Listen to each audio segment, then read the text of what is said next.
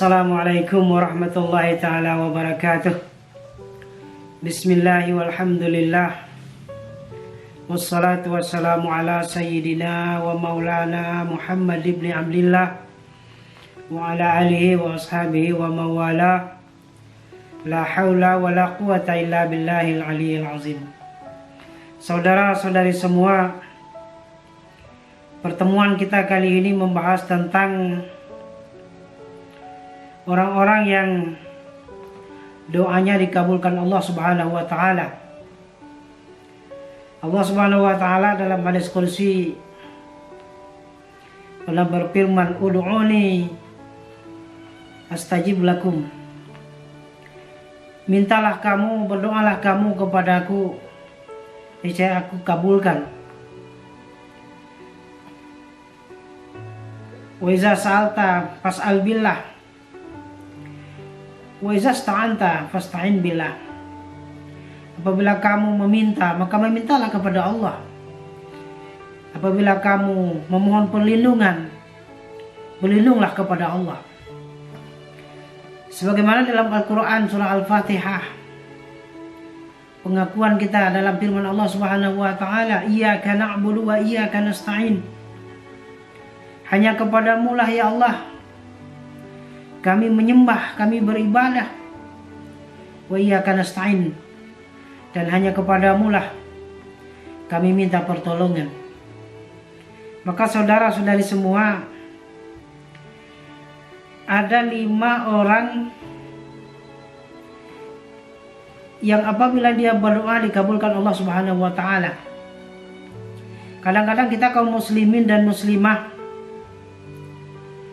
tidak mempunyai kesempatan untuk berdoa kepada Allah, atau kita punya kesempatan untuk berdoa tapi kita tidak tahu bahwa posisi kita kalau kita berdoa memanjatkan permintaan kepada Allah pada saat itu, sungguh pada saat itu Allah kabulkan, Allah istijabah doa-doa kita. Banyak di antara kaum muslimin dan muslimat tidak mengetahui bahwa posisinya ketika itu, keadaannya, kondisinya ketika itu adalah keadaan istijabah apabila dia memanjatkan doa kepada Allah Subhanahu wa taala, insyaallah. Amin ya rabbal alamin. Yang pertama, orang yang doanya dikabulkan Allah Subhanahu wa taala adalah seseorang muslim yang apabila dia berdoa meminta kepada Allah untuk saudaranya yang tidak ada di hadapannya. Dia mendoakan saudara-saudarinya yang jauh darinya. Ini adalah doa istijabah, saudara-saudariku. Memang Allah Subhanahu wa taala menilai doa-doa kita adalah seberapa jauh kita ikhlas dan ketulusan kita. Kita tahu bahwa apabila kita berdoa untuk saudara-saudari kita yang jauh, yang tidak ada di sisi kita, yang tidak ada di hadapan kita, maka ini adalah doa yang paling mustajabah. Kenapa ini termasuk doa yang mustajabah? Karena pada kondisi seperti itu, kita betul-betul apabila kita memanjatkan doa kepada Allah untuk saudara kita yang tidak ada di hadapan kita, yang tidak ada di dekat kita, itu berarti memang karena ketulusan, keikhlasan kita. Maka Allah menilai dari segi ketulusan itu, Allah akan istijabah doa-doa kita. Ada hadis baginda Rasul Muhammad SAW yang diriwayatkan oleh Imam Muslim. Kata Rasulullah, "Ma min 'abdin muslimin yad'u li akhihi bi zuhril ghaib illa qala al-malakul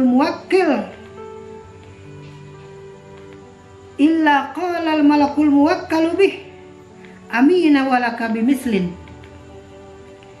Yang maksudnya begini, saudara-saudariku, tidaklah seorang muslim apabila dia berdoa untuk saudaranya yang tidak ada di hadapannya, maka malaikat yang ditugaskan kepadanya berkata, "Amin." kabulkan ya Allah, perkenankan ya Allah, dan bagimu seperti yang kau doakan. Hadis riwayat Muslim.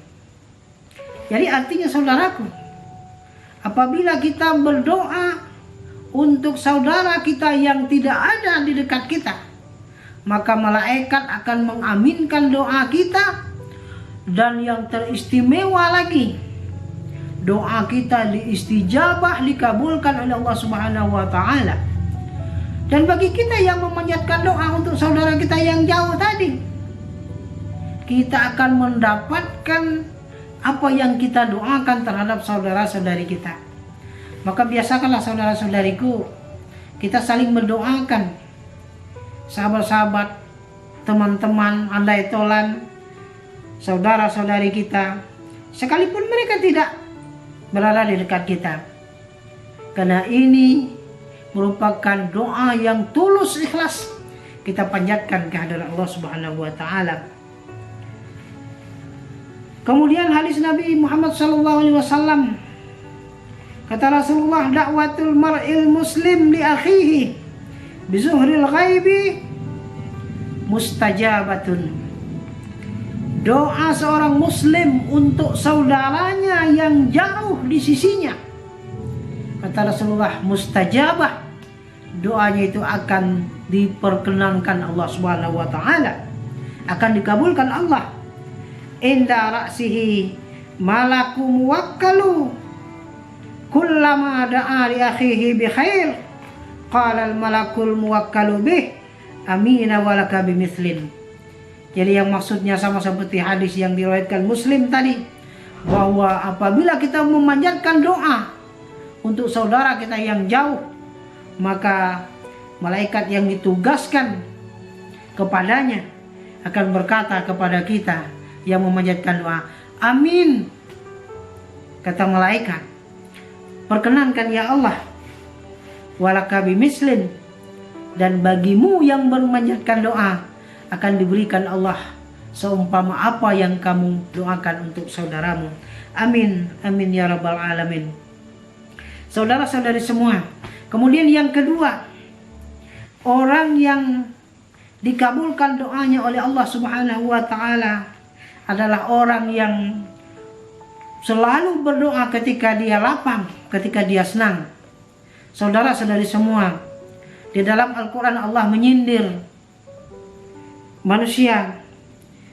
Wa idza an'amna 'alal insani a'rada wa na'a bijanibih.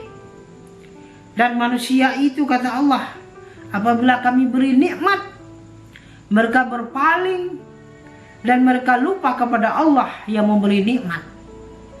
Banyak di antara kita kaum muslimin yang tahan diuji dengan bala bencana, yang tahan diuji dengan kesusahan, tidak mendapat rezeki, keterbatasan harta. Banyak orang yang sanggup diuji dengan kesusahan, tetapi betapa banyak orang-orang yang tidak bisa bersabar, yang tidak bisa menahan ujian yang merupakan nikmat atau kesenangan, pangkat dan jabatan yang diberikan Allah Subhanahu wa taala. Mereka seolah-olah, bak kata pepatah, ibaratkan kacang lupa dengan kulitnya. Ketika Allah beri nikmat, ketika Allah berikan kesenangan, ketika Allah berikan suatu kelapangan, mereka lupa kepada Allah. Mereka lupa berdoa. Padahal saudara-saudariku semua, apabila seseorang muslim pada saat lapang atau pada saat ketika dia senang, dia selalu memanjatkan doa kepada Allah Subhanahu wa taala, maka doanya ketika dia membutuhkan, ketika dia ditimpa satu musibah, ketika dia ditimpa satu kesempitan, maka doanya akan diistijabah oleh Allah Subhanahu wa taala. Kenapa? Karena dia selalu memanjatkan doa ketika dia. Maka apabila dia berdoa pada saat dia susah, dia ditimpa suatu musibah, dia berada dalam kondisi suatu kesempitan, dia berdoa kepada Allah, maka doanya akan dikabulkan atau diistijabah oleh Allah Subhanahu wa taala. Kenapa? Karena dia selalu memanjatkan doa pada saat dia mendapat nikmat, pada saat dia lapang, pada saat dia senang. Sungguh pantas, saudara-saudari semua, orang apabila dalam keadaan situasi senang, lapang, dia selalu berdoa kepada Allah.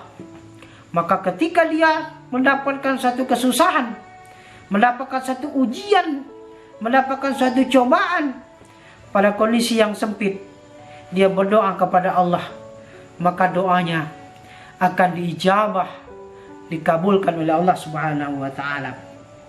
Jadi, saudara-saudariku, perbanyaklah doa ketika kita dalam keadaan lapang atau dalam keadaan senang.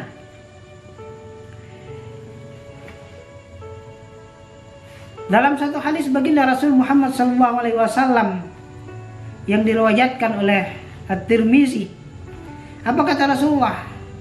Man sarrahu ayyastajiballahu lahu 'inda syara'id wal karbi wa yaktsuru du'a fil raha.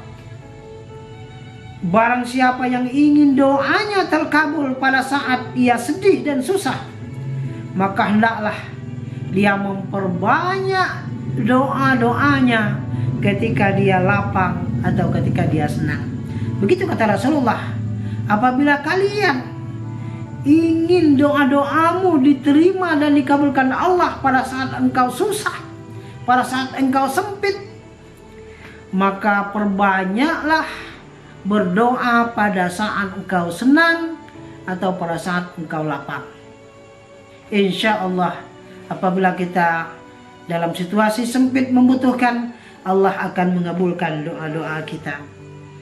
Kemudian saudara-saudariku semua, yang ketiga, doa yang dikabulkan oleh Allah Subhanahu wa taala adalah doanya orang yang teraniaya, doanya orang yang terzolimi. Pada saat seseorang dalam keadaan teraniaya, terzolimi, maka ketika itu dia memanjatkan doa kepada Allah, Allah akan mengijabah doa-doanya. Maka untuk itu Rasulullah pernah mengingatkan kita, ittaqi da'watal mazlum fa innahu laisa bainallahi hijabun. Hati-hatilah kamu kepada doa-doa orang yang teraniaya, sebab tidak ada hijab, tidak ada batas antara orang yang teraniaya dengan Allah Subhanahu wa taala.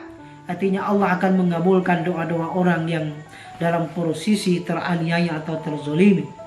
Maka untuk itu saudara-saudariku, janganlah sekali-kali kita menzolimi orang lain, janganlah kita menganiaya orang lain.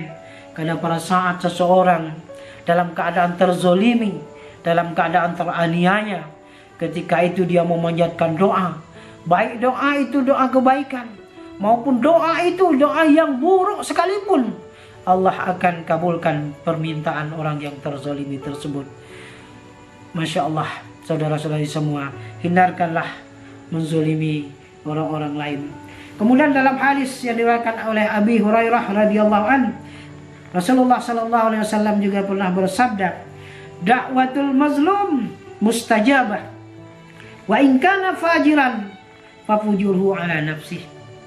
Kata Rasulullah, doanya orang yang terzolimi, doanya orang yang teraniaya itu mustajabatun, itu akan dikabulkan Allah Subhanahu wa taala.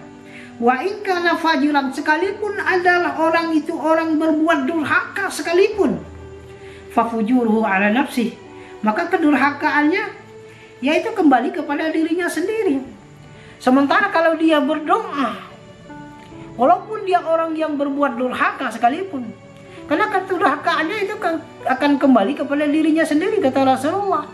Sementara dalam keadaan terzolimi, dia berdoa kepada Allah Subhanahu wa taala, Allah akan ijabah doa-doanya. Maka pantas Rasulullah sallallahu alaihi wasallam tadi memperingatkan kita, ittaqi da'watal mazlum. Takutlah kamu, hati-hatilah kamu terhadap doanya orang yang terzolimi. Fa innahu laisa bainallahi hijab. Maka sesungguhnya antara orang yang teraniaya tidak ada batas, tidak ada dinding antaranya dengan Allah Subhanahu wa taala. Artinya Allah akan mengabulkan doa-doanya pada saat dia terzalimi. Kemudian yang keempat saudaraku, orang yang dikabulkan doanya adalah doa orang yang musafir. Apabila kita melakukan satu perjalanan jauh, maka janganlah lupa kita berdoa kepada Allah. Baik doa terhadap keselamatan kita dalam perjalanan, ataupun doa-doa yang lain, doa-doa kebaikan yang lain, baik untuk diri kita maupun untuk diri orang lain. Panjatkanlah doa sebanyak-banyaknya pada saat kita musafir. Karena orang dalam posisi musafir adalah orang yang menyerahkan dirinya kepada Allah Subhanahu wa taala. Semoga dia diberikan keselamatan sampai tujuan, bahkan sehingga dia diberikan keselamatan sampai dia pulang ke tempatnya semula. Maka orang yang dalam keadaan musafir, apabila dia memanjatkan doa kepada Allah Subhanahu wa taala, maka doanya akan diistijabah oleh Allah Subhanahu wa taala. Kenapa? Karena ketulusannya, karena berserah dirinya kepada Allah pada saat dia melakukan suatu perjalanan. Apalagi perjalanannya itu adalah perjalanan musafir yang melebihi perjalanan musafah kasar atau musafir yang jauh. Kemudian yang kelima, saudaraku, yang terakhir, doa orang yang istijabah yang dikabulkan Allah adalah doanya orang tua terhadap anaknya. Dalam satu hadis Rasulullah SAW pernah bersabda, salasun da'awatin mustajabatun la syakka fihin da'watul mazlum wa da'watul musafir wa da'watul walidi ala walidih. Ada 3 doa yang paling mustajabah yang Allah akan kabulkan. La syakka fihin, tidak ada keraguan, fihinna, pada yang tiga orang ini. Yang pertama, da'watul mazlum, pertama kali doa orang yang terzolimi. Yang kedua, wa da'watul musafir, dan yang kedua doanya orang yang dalam keadaan musafir dalam perjalanan. Kemudian yang kelima, yang ketiga dalam majelis ini adalah wa da'watul walidi ala walidih, doanya orang tua ke atas anak-anaknya. Waladi di sini adalah walid, di sini adalah ayah. Kalau doa ibu, banyak hadis-hadis sahih yang menerangkan bahwa betapa istijabahnya doa seorang ibu terhadap anak-anaknya. Memang di sini Rasulullah katakan wa da'watu walid ala walidih, doa ayah terhadap anak-anaknya. Ini juga sangat istijabah, sangat makbul apabila seorang ayah mendoakan anak-anaknya, maka Allah akan berijabah doa-doa ayahnya itu. Kenapa? Karena ketulusan dan keikhlasan seorang ayah, seorang tua yang mendoakan anak-anaknya tentulah penuh kasih sayang, penuh ketulusan kepada Allah Subhanahu wa taala, dengan harapan semoga anak-anaknya diberikan kebaikan, semoga anak-anaknya diberikan suatu keberkahan, menjadi anak yang saleh dan solehah. Maka untuk itu saudara-saudariku semua, apabila kita sebagai posisi sebagai orang tua, jangan sekali-kali kita mendoakan suatu kejelekan terhadap anak-anak kita. Karena ingat, doa orang tua terhadap anaknya adalah doa yang istijabah, la syakka fihin, tidak ada keraguan padanya, kata Rasulullah. Pasti Allah kabulkan. Maka doakanlah anak-anak kita, doakanlah putra-putri kita, semoga mereka menjadi anak-anak yang soleh dan solehah, insya Allah. Amin ya rabbal alamin. Inilah saudara-saudaraku 5 hal, 5 orang yang doanya selalu diijabah, dikabulkan Allah Subhanahu wa taala. Mudah-mudahan video ini bermanfaat bagi kita semua. Ila liqa, hadanallah wa iyyakum ajma'in. The next video. Wabillahi taufiq wal hidayah. Wassalamualaikum warahmatullahi wabarakatuh.